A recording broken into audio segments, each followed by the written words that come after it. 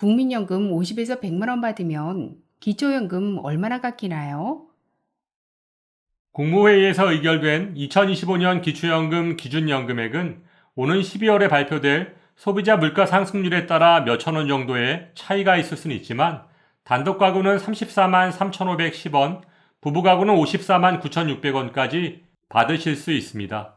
따라서 2025년 국민연금 연계감액의 기준금액은 국민연금을 매달 기초연금 34만 3,510원의 150%인 51만 5,600원을 초과해서 받을 경우 기초연금 34만 3,510원의 최대 50%인 17만 1,750원까지 감액될 수 있는데요.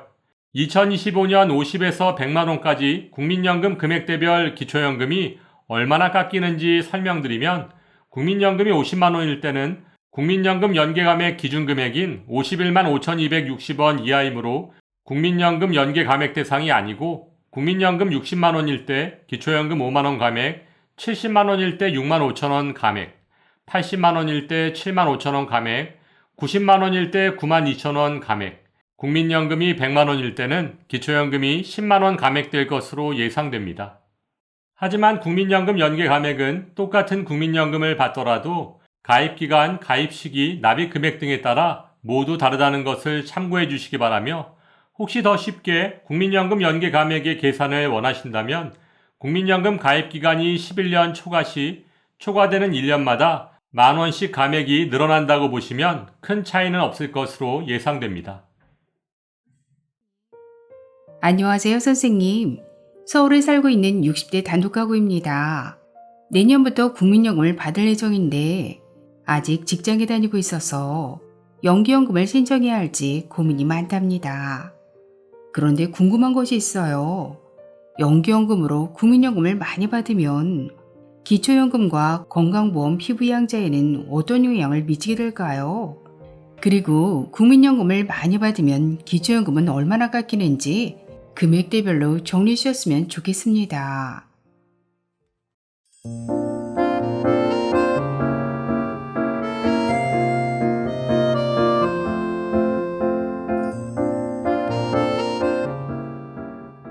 안녕하셨습니까? 행복한 인생 2막 알베르토입니다.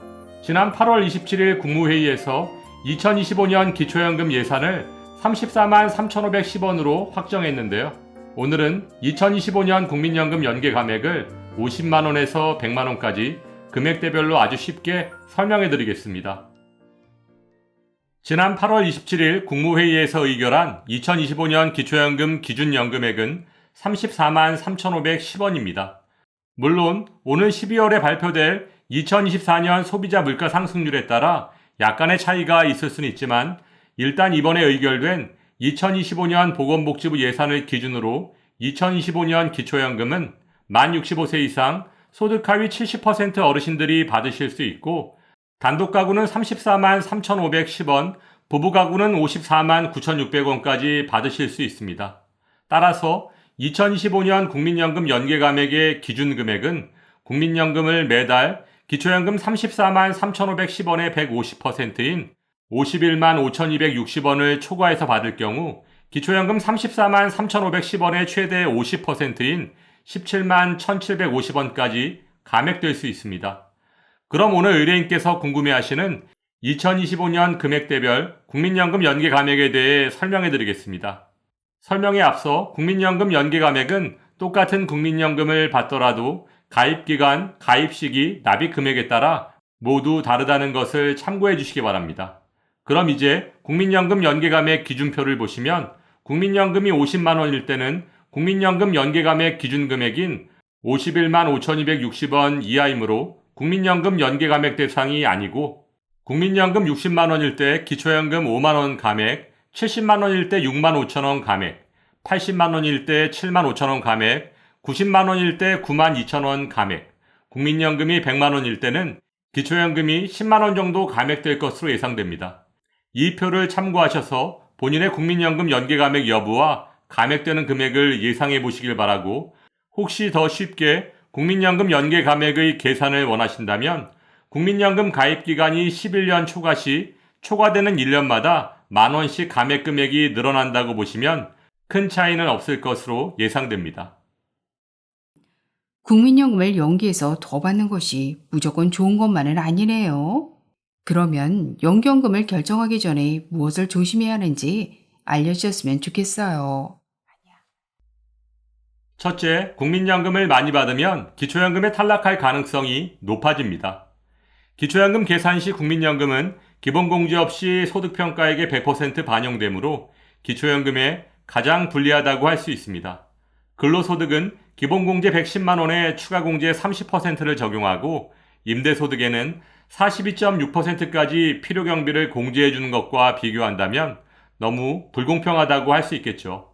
따라서 국민연금을 많이 받으신다면 상대적으로 기초연금에서 탈락할 가능성이 높아질 수밖에 없습니다. 둘째, 국민연금을 많이 받으면 기초연금의 50%까지 깎일 수 있습니다. 앞에서 설명드린 것처럼 2025년엔 국민연금이 51만 5,260원을 초과하면 국민연금 연계 감액으로 인해 기초연금의 50%까지 감액될 수 있습니다. 하지만 국민연금 연계 감액의 기준은 연기연금으로 많아진 연금액이 아닌 원래 정해진 지급 개시 연령에 받을 연금액을 기준으로 정해집니다. 따라서 연기연금은 국민연금 연계 감액에 아무런 영향도 미치지 않는다는 점 참고하시기 바랍니다. 셋째, 국민연금을 많이 받으면 피부양자 자격을 유지하기가 힘들어집니다. 은퇴한 어르신들께 건강보험 피부양자는 건강보험료는 하나도 내지 않으면서 건강보험 혜택은 그대로 유지할 수 있는 가장 좋은 복지제도입니다.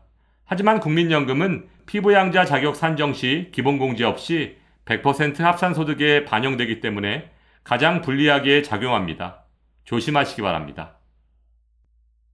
넷째, 국민연금을 많이 받으면 건강보험료를 더 많이 내야 합니다. 2022년 9월 건강보험 2단계 개편안의 시행으로 인해 국민연금의 50%의 건강보험료가 부과됩니다. 8월까지는 국민연금의 30%의 건보료를 부과하고 있었던 것과 비교한다면 20% 늘어난 금액인데요. 기초연금과 주택연금 그리고 사적연금에는 건강보험료가 부과되지 않는 것과 비교한다면 상당히 불리하다고 할 수 있습니다. 따라서 오늘 의뢰인과 같이 연기연금을 준비하시는 어르신들께서는 국민연금액이 늘어남으로써 발생할 수 있는 기초연금, 건강보험과의 관계를 철저히 검토하신 후 최종 결정하시기 바랍니다. 좋아요, 구독, 그리고 알림과 공유는 좋은 콘텐츠를 만드는 힘이 됩니다.